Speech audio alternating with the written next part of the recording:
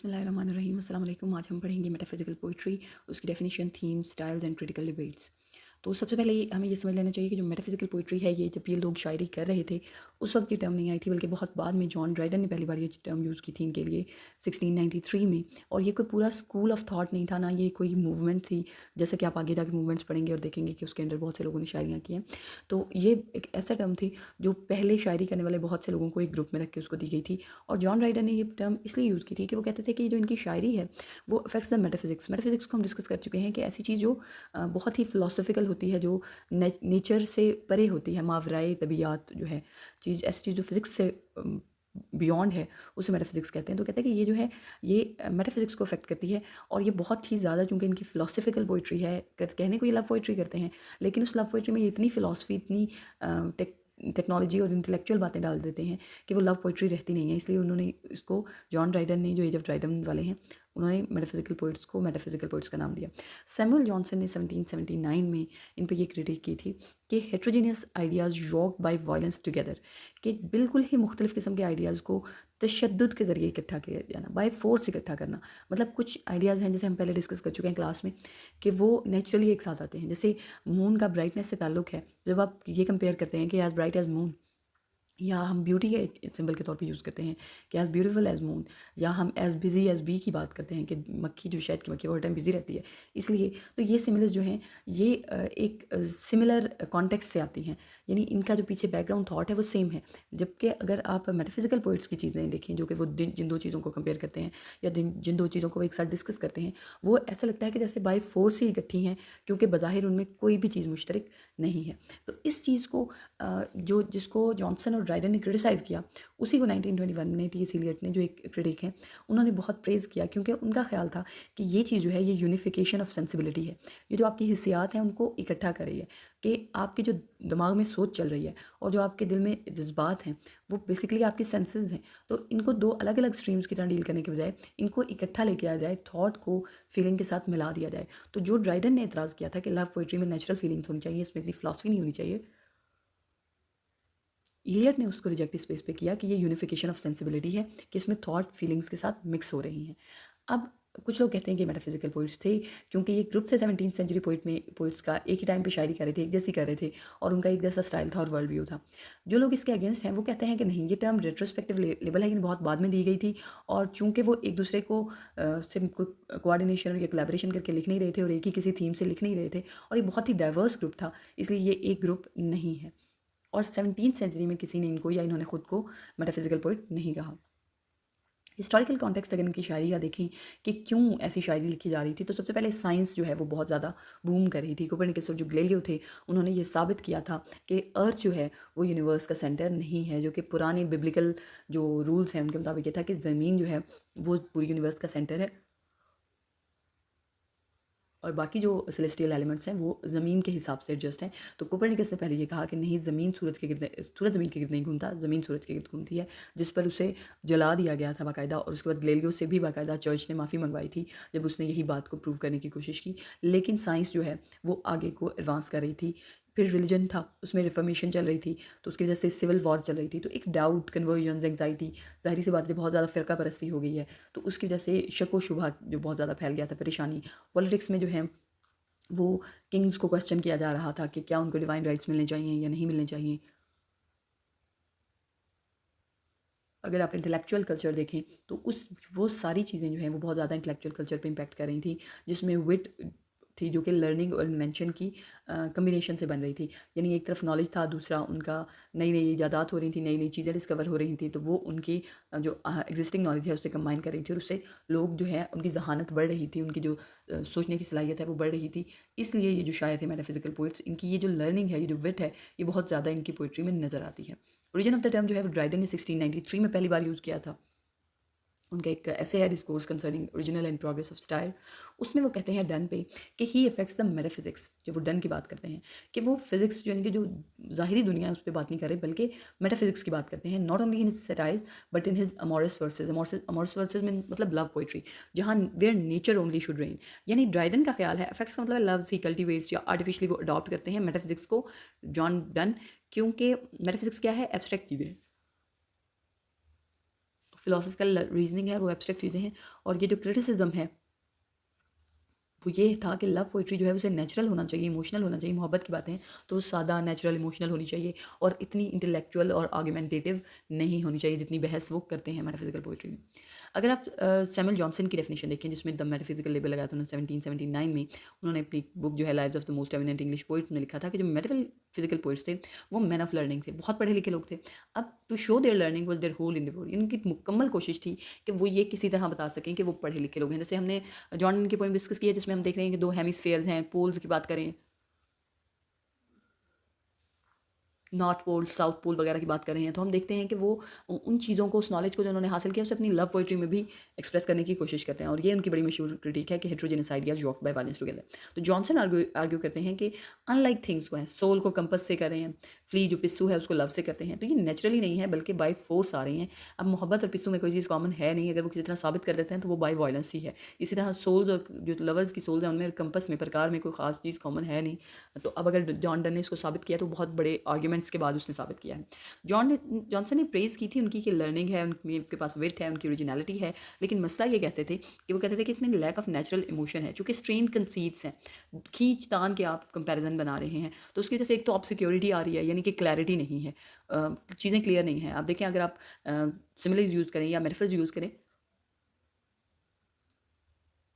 तो वो फ़ौरन से क्लिक करती हैं आपको, लेकिन उसके मुकाबले में अगर आप कंसीट्स को देखें तो उसके लिए आपको बहुत ज़्यादा समझना पड़ता है।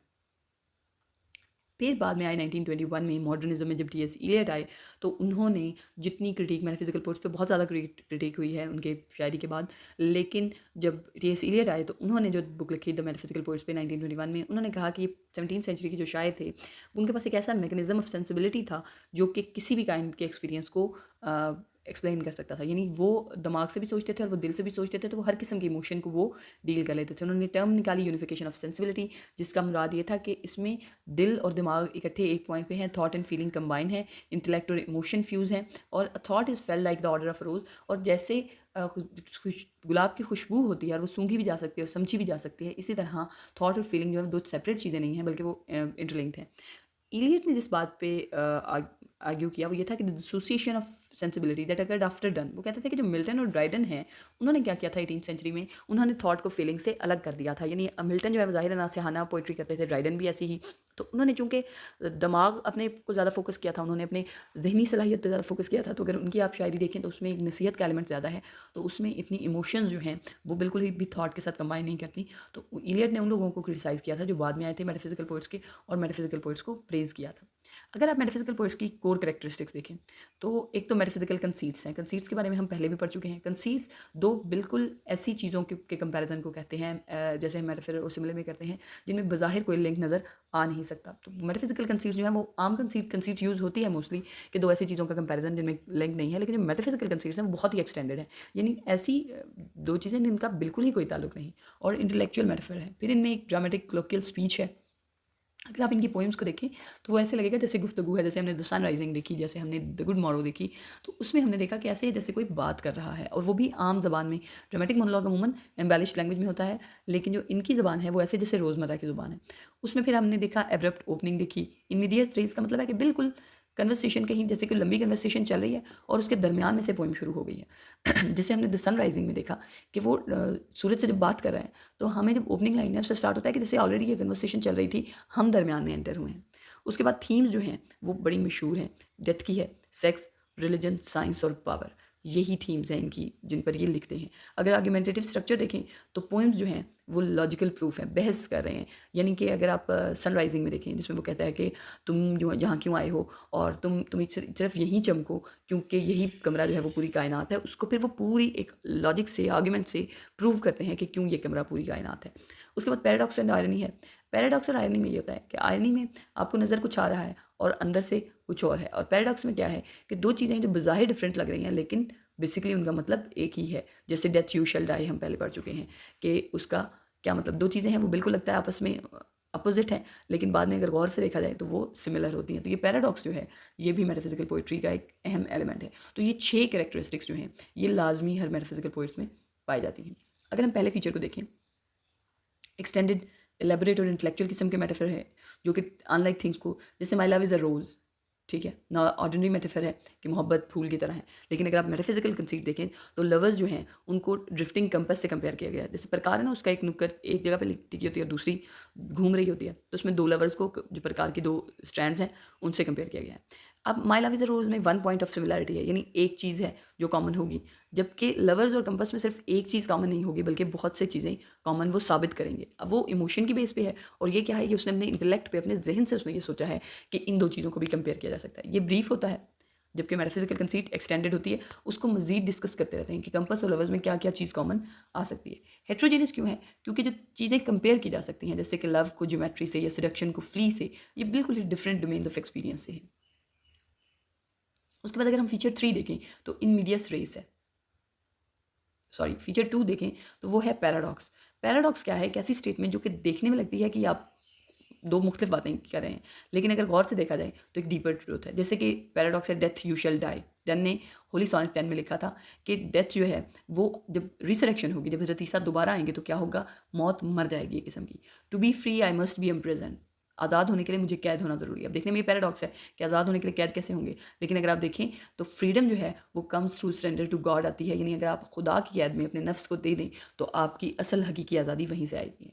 इसी तरह kill me but spare my flea, ये डन की जो लव पोइम है द फ्ली, उससे आई है कि मुझे मार दो लेकिन मेरे पिस्सू को छोड़ दो। The flea's death is more significant than it seems, क्योंकि उस फ्ली में जो दोनों लवर्स हैं उसका खून कंबाइन है, इसलिए वो कह रहा है कि मेरी मौत जो सिर्फ मेरी मौत है, जो फ्ली की मौत है वो हमारी मोहब्बत के सिंबल की मौत है।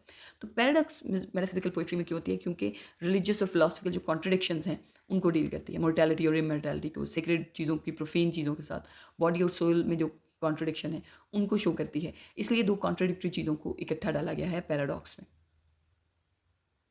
फीचर 3 देखें तो ड्रामेटिक कलोकियल ओपनिंग है, बिल्कुल दरमियान में से बात शुरू हो जाती है। अगर आप एलिज़ाबेथन ओपनिंग्स देखें स्पेंसर और सिडनी की, तो वो स्टार्ट से होती हैं, पॉलिश्ड है, म्यूजिकल है, my love is like to ice and I to fire. उसके मुकाबले में अगर आप मेटाफिजिकल ओपनिंग देखें तो बिल्कुल for God sake hold your tongue and let me love, बिल्कुल ही एब्रप्ट, जैसे पहले ही कोई बात कर रहे थे और आप अब अचानक से आ गए हैं।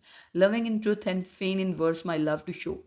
अब ये स्टार्ट करें, आर्ग्यूमेंट बिल्ड कर रहे हैं एलिज़ाबेथन ओपनिंग जो है, जबकि डन क्या कहते हैं? बिजी ओल्ड फूल अनरूली सन, यानी कि जैसे वो सन से को पहले ही बात कर रहे थे और हम उस एंग्री स्टार्टिंग में एंटर हो गए हैं। तो डायरेक्टली एक ड्रामेटिक सिचुएशन में रीडर को थ्रो किया जाता है, कोई इंट्रोडक्शन नहीं, कोई अपॉलॉजी नहीं, कोई पहले बेस नहीं बनाई गई। उसके बाद है आर्ग्यूमेंटेटिव स्ट्रक्चर, वो है लॉजिकल प्रूफ है, यानी पहले वो एक मेटाफिजिकल कंसीट कोई चीज़ आप पर थ्रो कर देंगे और उसके बाद उसको साबित करेंगे कि ऐसे ही है। जैसे इफ़ है, इफ़ को कहते हैं प्रोटेसिस और बट जो है वो एपोडोसिस। तो पहले आता है इफ़, जिसमें कंडीशन डाली जाती है, if we had all the time in the world, अगर हमारे पास दुनिया का सारा वक्त हो। ये मार्वल की पोएम है टू हिज क्वाई मिस्ट्रेस, वहाँ से देख रहे हैं। फिर आता है बट, जो कि काउंटर प्रेमिस है, but time flies and death approaches, लेकिन टाइम जो है वो भाग रहा है और डेथ जो है नज़दीक आ रही है। तो उसके बाद आता है एक आर्ग्यूमेंट देयरफॉर, इसलिए उसमें कंक्लूजन होता है therefore let us act now. अब ये एक पूरा आर्ग्यूमेंट बिल किया जाता है। पहले वो कहते हैं कि आप जॉन डन की भी पोइम्स हम पढ़ चुके हैं, तो आप देखेंगे कि वो पहले कहते हैं कि अगर ऐसा हो, अगर कोई ऐसी चीज़ हो, जैसे कि अगर मौत आ जाए, अगर दुनिया ख़त्म हो जाए, या अगर इम्पॉसिबल कोई चीज़ कि अगर हम दोनों जो हैं वो इकट्ठे हो जाएँ, अगर सारी कायनात रुक जाए, तो उसके बाद वो कहते हैं कि बट लेकिन ऐसा नहीं हो सकता। पहले एक इम्पॉसिबल सिचुएशन इमेजिन करते हैं, फिर कहते हैं कि ऐसा नहीं हो सकता। अब वो कहते हैं कि चूँकि ख्वाहिश तो हमारी ये थी कि ऐसा होता, लेकिन ऐसा नहीं हो सकता, तो अब हमें करना क्या है उसके रिज़ल्ट में, ताकि हम जॉय जो है वो कशीद कर सकें अपनी लाइफ से। तो फिर वो उसके बदले में पूरी की पूरी एक स्टेटमेंट देते हैं। तो ये पूरा एक आर्ग्यूमेंटेटिव स्टाइल है। तो ये इनकी जो मेटाफिजिकल पोइट्स हैं, इनकी जो पोएम्स हैं, इनका जो स्टाइल है वो बाकायदा आर्ग्यूमेंट का है। उसके बाद आता है जी learned imagery. Sources of imagery जो हैं वो बाकायदा लर्नड हैं। जो पोइट्स से वो यूनिवर्सिटी एजुकेटेड थे, कोई ऑक्सफोर्ड का था, कोई कैम्ब्रिज का, कोई लिंकन इनका था, तो उससे जो उनका नॉलेज था, जैसे हम क्रिस्टोफर मार्लो पढ़े थे और मैंने आपको बताया कि उसमें जो आर्ग्यूमेंट वो सेलेस्टियल बॉडीज़ के बारे में फास्टेस्ट कर रहा है, वो बेसिकली मार्लो हमें शो कर रहा है कि उसको एस्ट्रोलॉजी के बारे में, सेलेस्टियल बॉडीज़ के बारे में कितना पता है। तो बेसिकली यूनिवर्सिटी के स्टूडेंट्स थे, तो वो दिखाना चाहते थे कि हमें इतना नॉलेज है, जैसे ज्योमेट्री का, नेविगेशन का, जैसे कि डन ने कंपास यूज़ किया है वैलिडिक्शन में। उसके बाद मेडिसिन और एनाटॉमी का, तो उसमें वो ब्लड की बातें करते हैं, फ्लीज की बातें करते हैं, डिजीज़ की। इसी तरह लॉ की उन्हें पता है, तो उस वो सिम्बल्स या कंसीट्स यूज़ करते हैं, कॉन्ट्रैक्ट्स की, विल्स की, इनहेरिटेंस की। थियोलॉजी का पता है तो वो प्रीडिस्टिनेशन, सेक्रेमेंट, सेन, इस तरह की बातें। ज्योग्राफी का पता है तो मैप, सेमीस्फेयर, एक्सप्लोरेशन, इनकी बातें करेंगे। चूँकि इन्हें अल्केमी का पता है तो ट्रांसफॉर्मेशन, गोल्ड्स और एलिक्सर जो आबे हयात टाइप है, इन चीज़ों की बातें करेंगे। एस्ट्रोनॉमी का पता है तो स्फीयर्स, ऑर्बिट, सन, इनकी बातें करेंगे। तो चूँकि उन्होंने सीखी हुई थी ये चीज़ें, तो अब वो अपनी पोइट्री पे उसको अप्लाई करें। हालांकि पोइट्री में, खासतौर पर पोइट्री में इन चीज़ों का इतना कोई रोल नहीं होता। और सबसे जो वर्सिफिकेशन में अगर हम देखें तो अब्रप्ट रग्ड रिदम है।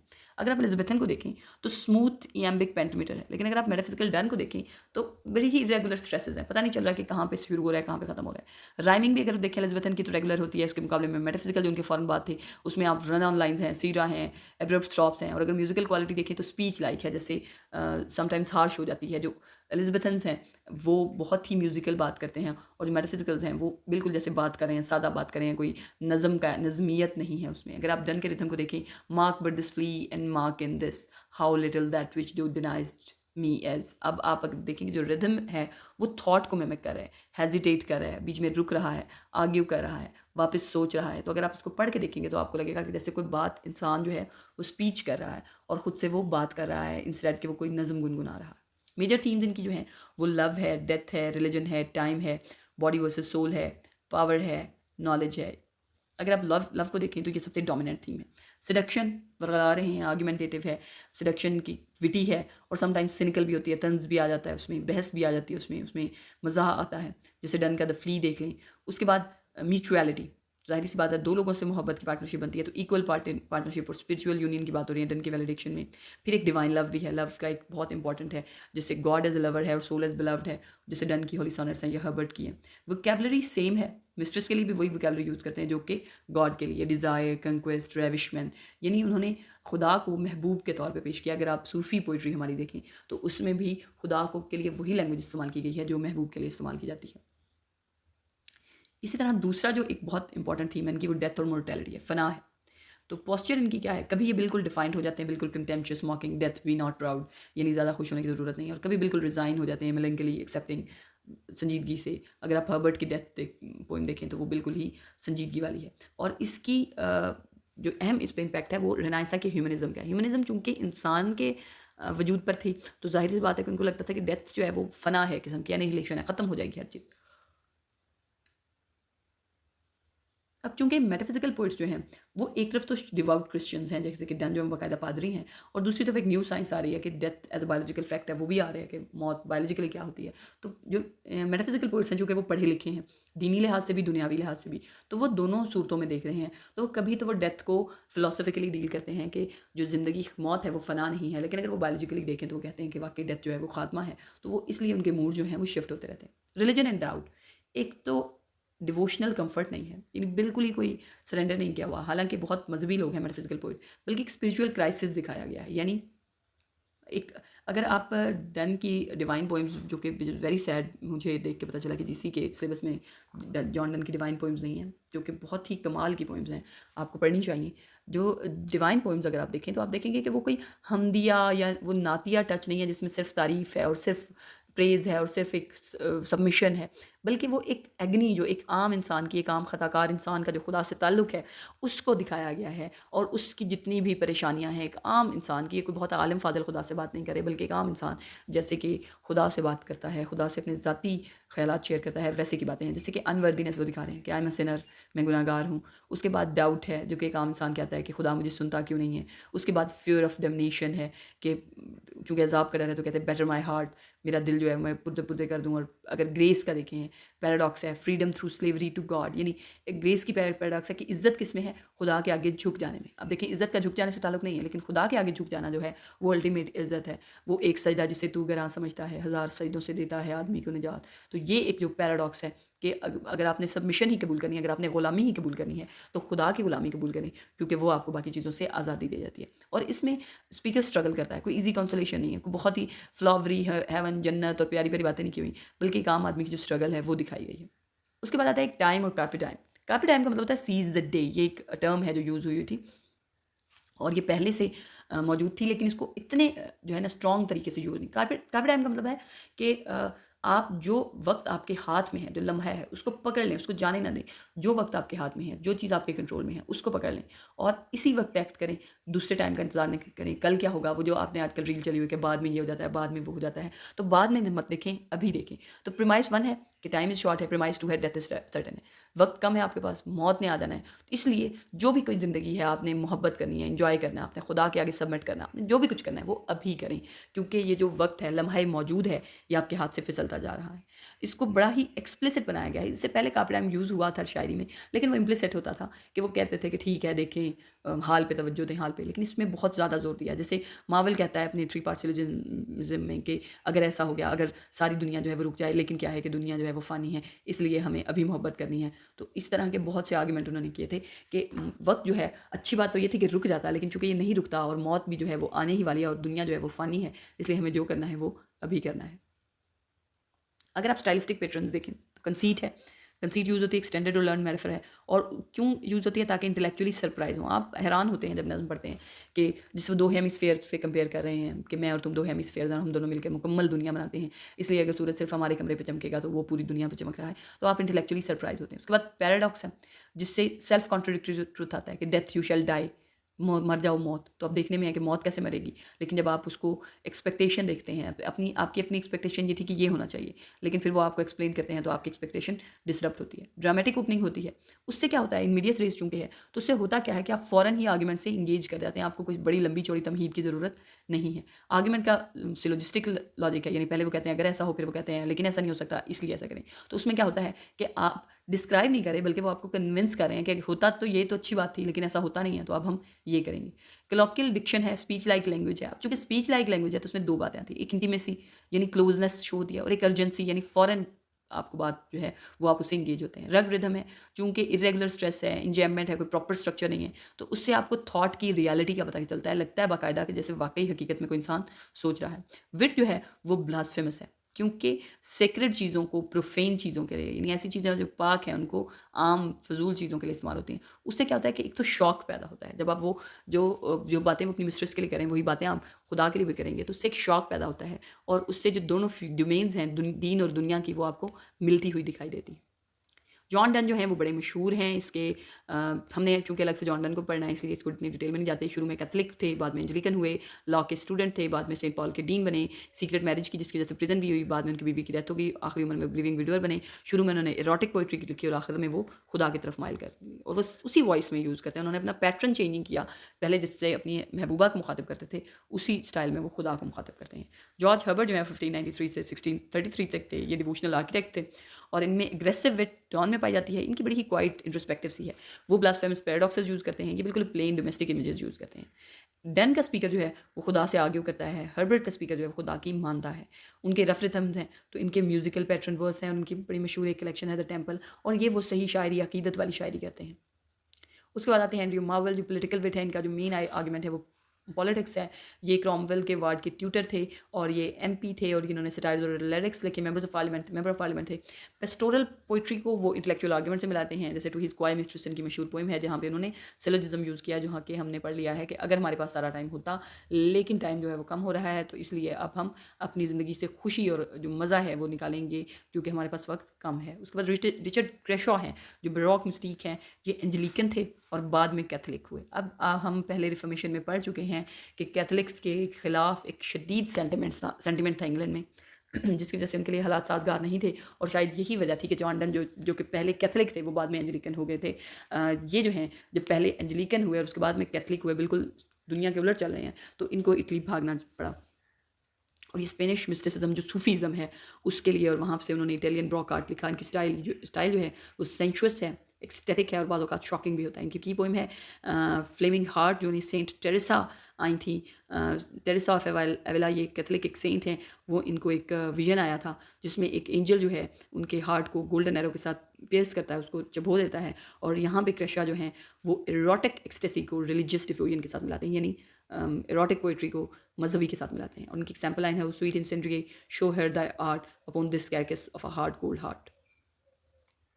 क्रिटिकल डिबेट अगर देखें मेटाफिजिकल पोइट्री की, तो इसमें जॉनसन और एलियट जो हैं वो दो पोल्स हैं। जॉनसन हम पहले ही बात कर चुके हैं कि वो कहते हैं कि हेट्रोजीनियस आइडियाज़ हैं, अननेचुरल हैं, स्ट्रेन फील होते हैं, नेचुरल इमोशन नहीं है, और ये एक डेविएशन है। उसके मुकाबले में एलियट कहते हैं कि नहीं, इन्होंने मिलाया है सेंसिबिलिटीज़ को, और ये थॉट को फीलिंग के साथ यूज़ किया, और इंटेलेक्चुअल पैशन है, और मेटाफिजिकल पोइट्री जो है दोनों पार्शियल हैं। जॉनसन जो हैं वो बिल्कुल सिर्फ फॉल्स पे फोकस करते हैं, और एलियट जो हैं वो बिल्कुल पॉजिटिव पे फोकस करते हैं। बाद में क्या हुआ, बहुत बाद में हुआ ये कि जॉनसन और एलियट के बाद नए क्वेश्चन है। फेमिनिस्ट क्रिटिसिज्म बहुत शदीद है जॉन डन पे, क्योंकि अगर आप उनको देखें तो औरत को एक ऑब्जेक्ट के तौर पर, औरत की कोई से नहीं है। अगर हम गो कैच ए फॉलिंग स्टार पढ़ें या द फ्ली पढ़ें या द सन राइजिंग पढ़ें, तो उसमें औरत एक ऑब्जेक्ट है, जो भी कोई उनकी मिस्ट्रेस है वो ऑब्जेक्ट है। बोल कौन रहा है? डन। साइलेंस कौन है? औरत। फ्ली में जो औरत है वो नहीं बोलती, तो हमें पता नहीं चलता कि वो ऑब्जेक्ट है या सब्जेक्ट है। फिर जब न्यू हिस्टोरिसिस्ट आए और उन्होंने कहा कि मैन्युस्क्रिप्ट सर्कुलेशन कहाँ पे हुई है, उन्होंने इसको दोबारा से लिखा कि इसको पढ़ कौन कौन रहा है। उन्होंने कहा कि इसको पढ़ने वाले कौन थे? एलीट मेल थे, अमीर आदमी थे, और उसकी वजह से क्या उन्होंने पोइम्स को शेप किया। और ये जो सेडक्शन पोइम्स हैं, क्या ये मस्कुलिनिटी की परफॉर्मेंस है? ये जो सिलेक्शन की स्पेशल पोइम्स हैं, ये मैस्कुलिनिटी को बढ़ावा दे रही थी, इसलिए एलीट मेल जो है वो खुश हुए थे। फिर मार्क्सिस्ट आए और मार्क्सिस्ट ने इसमें क्लास को देखा। उन्होंने कहा कि क्लास और पैट्रनेज जो है, सरपरस्ती है, चूँकि अमीर लोग सरपरस्ती करते थे मेटाफिजिकल पोइट्स की, तो क्या उससे उस पोइट्री पर फ़र्क किया? क्योंकि डन ने जो अपने एरिस्टोक्रेटिक पैट्रन्स हैं उनके लिए नज़में लिखी हैं। उसके बाद पोस्ट कलोनियल क्रिटिसिज्म आया। उन्होंने कहा कि जो एक्सप्लोरेशन है, मैप्स है, न्यू वर्ल्ड्स है, ये कलोनियलिज्म को रिफ्लेक्ट कर रहा है। हमने पढ़ा, मैंने आपको बताया कि हेमिस्फीयर एक्सप्लोरेशन, इंडिया और ये बहुत ही ज़्यादा इसमें कलोनियल किस्म के हिंट्स हैं, तो पोस्ट कलोनियल्स ने इस पर क्रिटिसाइज़ किया। लेकिन एक बात जो सोचनी चाहिए कि क्या कोई मेटाफिजिकल स्कूल था? अगर इसके हक में देखें तो कहते हैं कि स्टाइलिस्टिक फीचर्स सेम है, हिस्टोरिकल कॉन्टेक्स्ट सेम है, इंटेलेक्चुअल कल्चर सेम है, सारे यूनिवर्सिटी के पढ़े हुए हैं, और ट्रेडिशन जो है 20th सेंचुरी क्रिटिक्स हैं जो कि इलियट जैसे, उन्होंने कहा कि हाँ ये एक ग्रुप हैं, लेकिन जो इनके खिलाफ हैं वो कहते हैं कि बिल्कुल ही डाइवर्स हैं। डन की मजहबी पोइट्री को हर्बर्ट की या क्रैशॉ की मजहबी पोइट्री से बिल्कुल ही तीनों लोग अलग अलग डोमेन्स में लिख रहे हैं। लव पोइट्री भी अलग डोमेन में, इनकी डिवाइन पोइट्री भी। कोई कंटेम्प्रेरी लेबल या मैनिफेस्टो नहीं था, इनके आपस में कोई ताल्लुकात नहीं थे, कोई ऐसी बातचीत नहीं थी, और कुछ मेटाफिजिकल पोइट्स ने तो शायद एक दूसरे को कभी देखा भी ना हो। तो लेबल जो है वो रेट्रोस्पेक्टिव है, बाद में लोगों ने लगाया, तो एक क्रिटिकल कंस्ट्रक्शन है, असल में ये कोई ग्रुप था नहीं। तो ये क्रिटिकल कैटेगरी है, एनालिसिस के लिए अच्छी है, लेकिन हिस्टोरिकल फैक्ट की नहीं है। अगर आप लेगेसी देखें तो 18th सेंचुरी में इनको रिजेक्ट किया गया, उन्होंने कहा कि बहुत ही स्ट्रेंज है और जी लर्न है। 19th सेंचुरी में रोमांटिक्स जो हैं वो स्पेंसर और मिल्टन को प्रेफर करते थे, उन्होंने कहा ये ऑब्सक्योर है, अनक्लियर है, फीलिंग के साथ इंटेलेक्ट का काम नहीं है। 20वीं सेंचुरी में T S. Eliot, Ezra Pound, W B. Yeats, उन्होंने इनको रिवाइव किया, इनके आइडियाज़ को रिवाइव किया, इन्हें प्रेज़ किया और दोबारा से यूज़ भी किया। और 21st सेंचुरी में इनको कैनोनिकल समझा जाता है, इनको एक सेट स्टैंडर्ड समझा जाता है। जब भी इंग्लिश पोइट्री की बात आती है तो ये लोग आते हैं। बाद में जो जॉफ्री हिल, अभी पॉल मल्टोन, जॉरी ग्राहम जैसे शायर हैं, वो भी मेटाफिजिकल पोइट्री से इम्पैक्ट होते हैं।